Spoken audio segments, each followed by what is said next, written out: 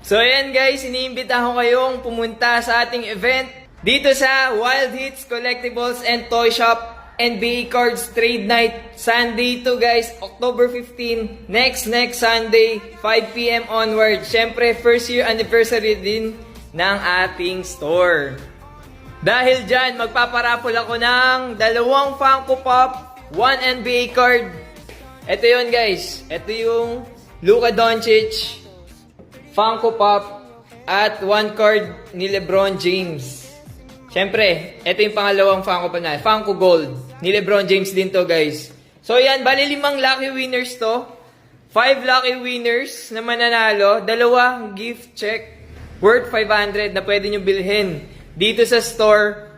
Mga NBA cards or kung ano man worth 500. So ayan, guys, make sure na nakafollow kayo dito sa TikTok account ko at i-comment nyo